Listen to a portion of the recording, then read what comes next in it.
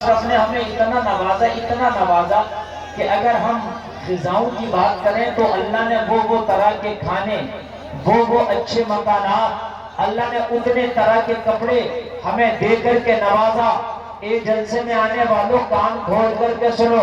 جن کے صدقے میں تمہیں اسلام ملا ہے، جن کے صدقے میں تمہیں یہ ایمان ملا ہے، وہ صحابہ کی مبارک جماعت جنہوں نے نبی کو آنکھوں سے دیکھ کے کلمہ پڑھا تھا، جنہوں نے نبی کے ایک اشارے پر اپنی گردنیں کٹوا دی تھی، جنہوں نے نبی کے ایک اشارے پر اپنا زر، زمین، مال، دولت سب کچھ نبی کے قدموں میں لا کر ڈال دیا تھا، جو سب سے بڑھ کے اپنے نبی کو چاہتے تھے، جن کی محبت کا حال یہ تھا کہ جو اعلان کرتے تھے ببانگ دہل یہ کہتے تھے یا رسول اللہ، جو جان مانگو تو جانے دیں گے، جو مال مانگو تو مال دیں گے، ہو جانا ہم سے کبھی یہ ہرگز نبی کا جاہو جلال دیں گے۔ تخت دیتا ہے، تاج دیتا ہے، عظمتوں کا مزاج دیتا ہے، جس کا کردار ہو بلند اس کو یہ زمانہ خراج دیتا ہے۔ کیا بات ہے، سبحان اللہ۔ اللہ نے اتنا نوازا ہمیں، خدا کی قسم اس کا کروڑ احسان ہے، مگر جلسے میں آنے والوں اللہ کی نوازشات میں کمی نہیں ہے۔ اور کان کھول کر کے سنو،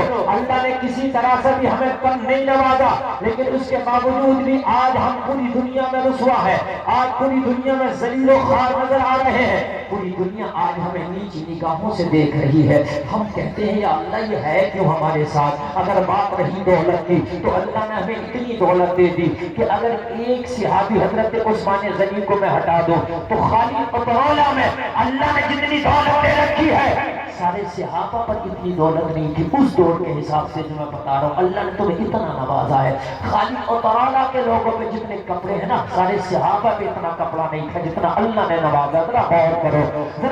کرو لوگوں، پھر ہم رسوا کیوں ہو گئے، پھر ہم ذلیل کیوں ہو گئے، پھر ساری دنیا ہمیں نیچی نگاہوں سے کیوں دیکھ رہی ہے؟ آج گاڑیاں ہم پر ہے، آج بنگلے ہم پر ہے، آج مکانات ہم پر ہے، آج کوٹھیاں ہم پر ہے، آج میرے بھائی بہترین کھانے ہم پر ہے، بہترین آرام دہ ساری چیزیں مہیا ہمارے پاس ہے، مگر وجہ کیا ہے کہ جلسے میں آنے والے کان کھول کر کے سن لو،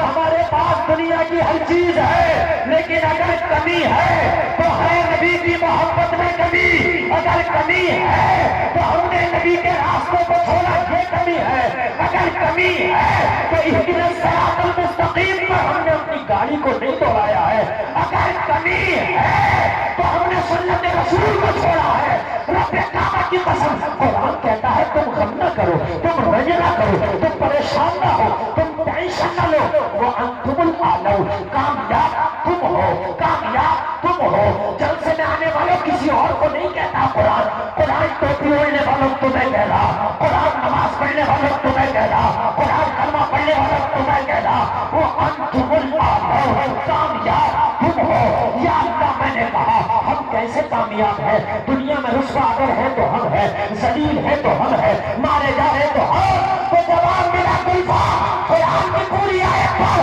ترجمہ پڑھ، وہاں سمجھ میں آ جائے گی۔ اللہ نے کہا کامیاب تم ہو، شرط یہ ہے کہ کامل ایمان والے ہو جاؤ، پکے ایمان والے ہو جاؤ۔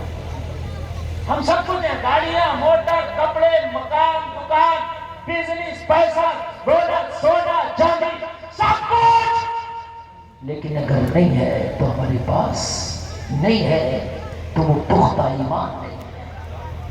حال ہمارا یہ ہے کہ مسجد تو بنا لی شب بھر میں ایمان کی حرارت والوں نے، من اپنا پرانا پاپی تھا برسوں میں نمازی بن نہ سکا۔ ہم کہتے ہیں یا اللہ حالات بڑے خراب ہیں، یا اللہ حالات بڑے خراب ہیں۔ میرے بھائی حالات بدلنا اللہ کا کام ہے، اگر اللہ چاہے تو ایک لمحہ گزرنے سے پہلے حالات کو بدل دے۔ حالات اللہ بدلتا ہے۔